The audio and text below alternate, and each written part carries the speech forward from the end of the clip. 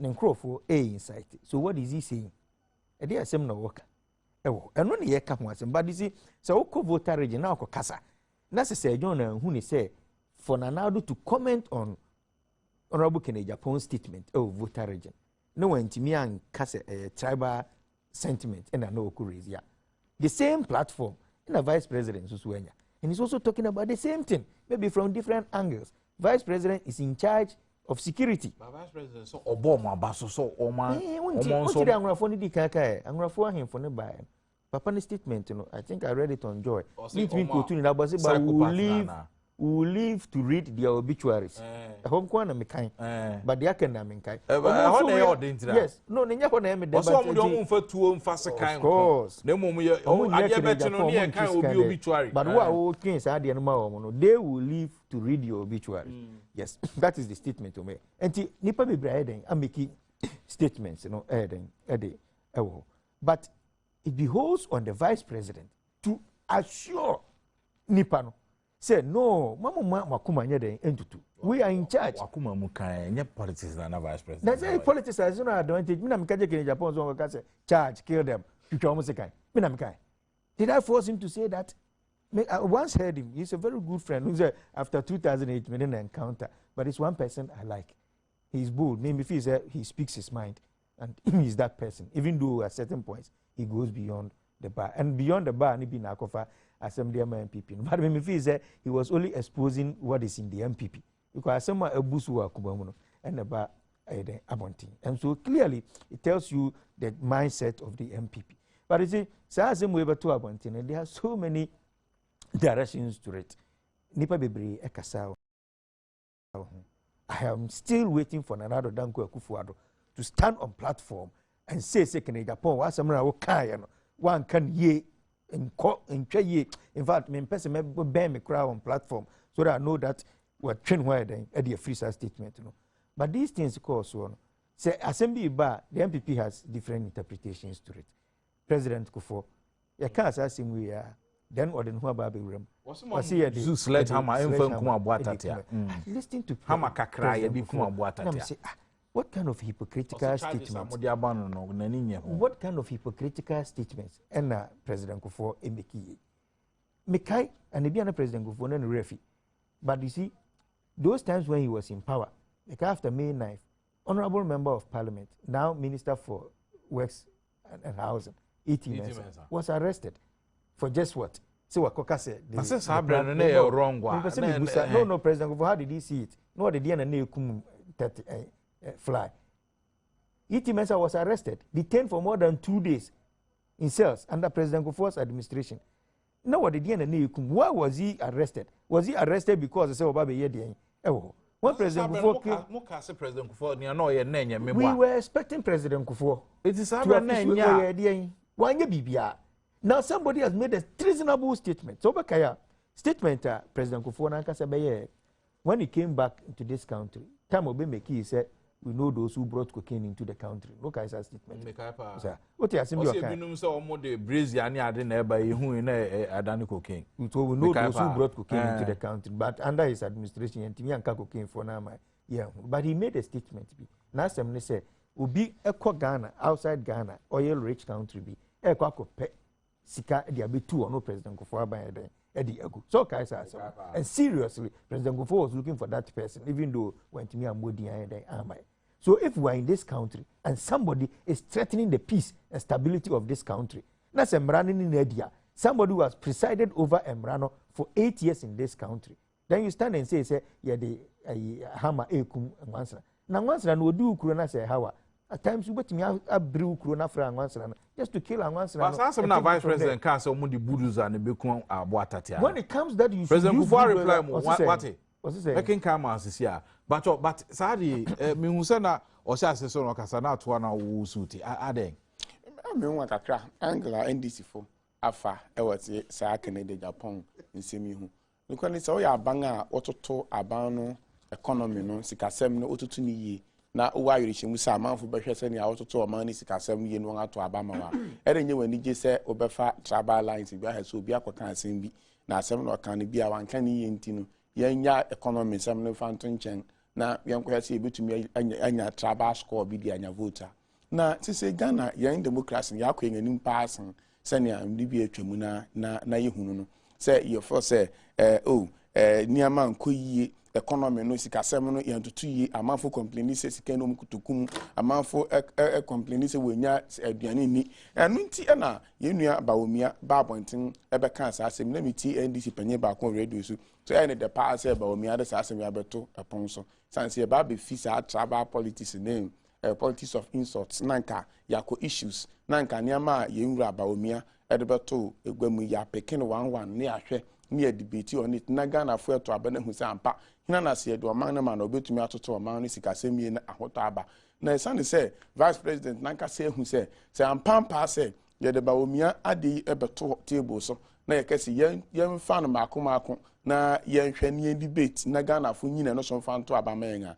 ne party NDC ni nya ba bi nyina ni ntino yen ko voter region yen ko he say nsema kana Japan kan na ebetumi e de traba eyi no esu ya na say pia economic issues na to nchen na amanfo ahwe no ho ato aba amen na enya de be adwuma enya de be adwuma because na Kufu Addo ko voter region ko hia ahemfo na o makasa no niama ahemfo no so e de tuga ne nsema waka che ni bi no e de di pefe se enya saa ne aman tribal issues no oba behwe de ato aba ne mumu no oba behwe kwan a ebefa so no man ni sikasem ya tutu yi aban na party oba aban ma obetumi atoto o man ni sikasem yi na Ghana for ene wo sori a wontumi enya 3 square miles a day no won atumi anya aduan adi school fees a yentumi ntua no yetumi atua o man ni sika yes saw no adi mani pebi basa a enu nti bepem ne organizations are enjoy subvention bibri yentumi ntua wanka because second quarterly lease enkoye say ninti na get fund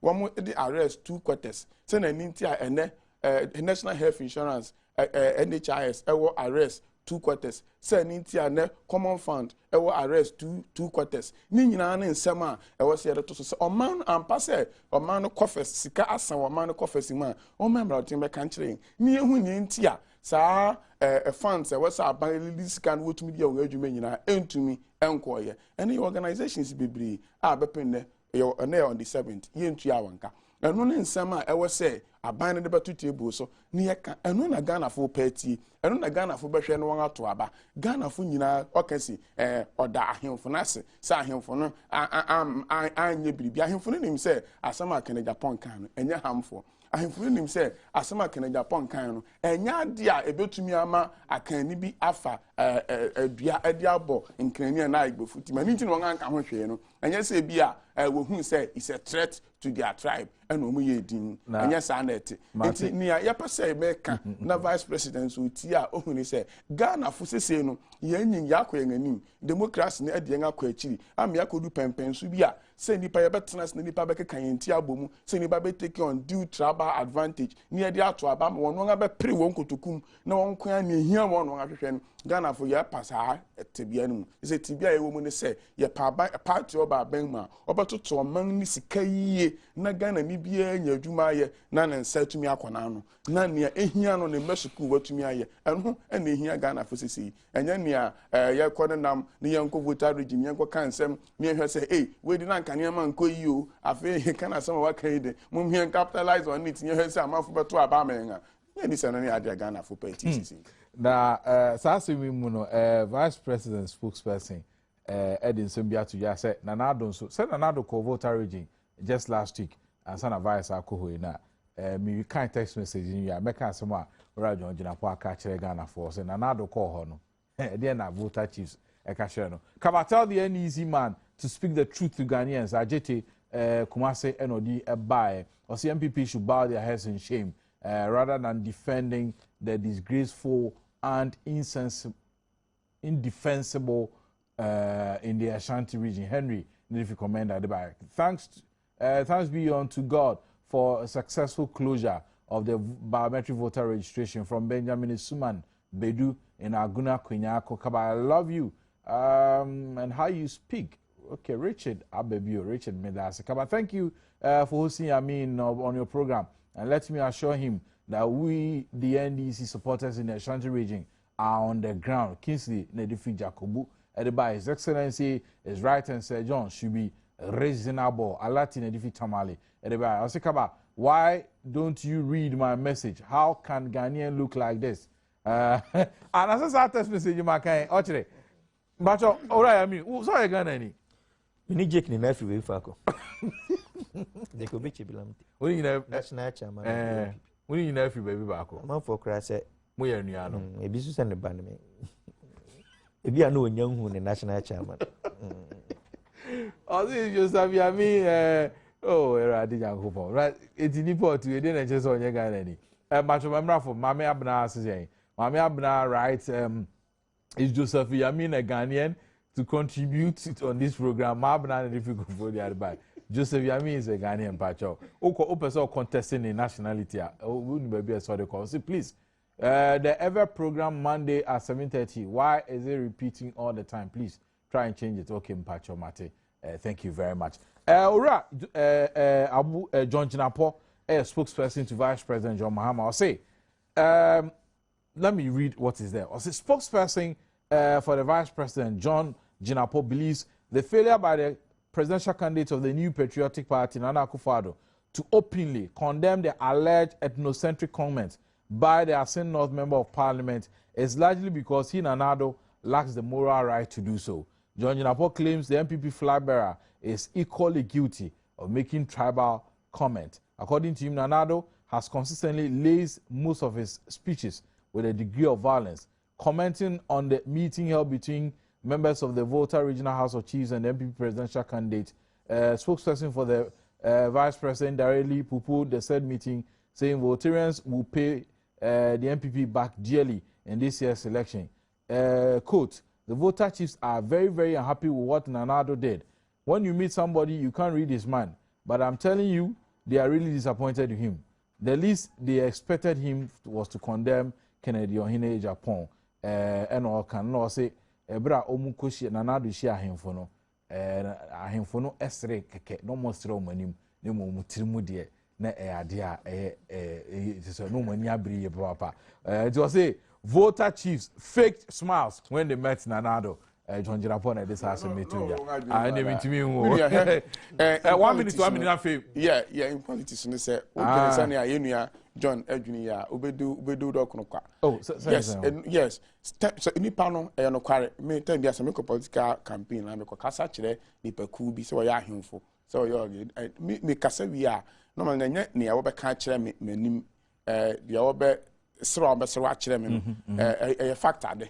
And so enya no nkwan na mere bia say wo de adwuma wo afi wo a wakọ no so do aso to fam na wetie discussions and say na nipa no wachi no be kasa afa ni nyina factor nti MPP ya we pa yenim no kwani ni se wo hwe osere we ba so ne se na ahemfo no ani jeje ene kwan a wo fa so receive na na do na eda di pefe se aba wonga jina to ora wo na o na me ni ho me member of the communication team. Okay. Nti ya monitor what goes on every time and your mind briefing and ya pictures a kire pefe se ampa o mo receive ni ye eno ye fi ho na ye konso ya man ende wo ha ye we system in place to make sure say ye ko ho no ye fi ho na ye ba na ebe koso discussions ebe koso and so ye aso to fam ni hu say na na do koye no aye adwuma anasa anya adwuma na se woja ewu hyedan mu na nipa ba bebo akosi no na usunwu ya o de manager safety as so yi hu a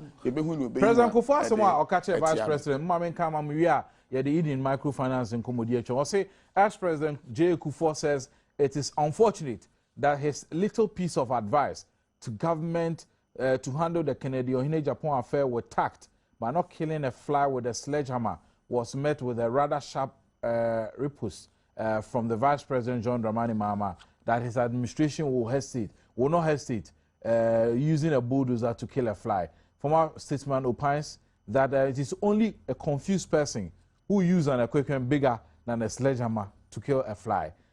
Speaking in an interview with Hot FM Accra-based radio station, Mr. Kufo said, though he condemns in no uncertain terms the manner in which the Asin North MP poured out his frustration, it did not warrant the NDC capitalizing on it by slapping on him with treason and terrorism charges. Quote, also he further added that despite the fact that the Mills administration seemed to have discarded his friendly caution, he will not deter when the opportunity presents itself to tell government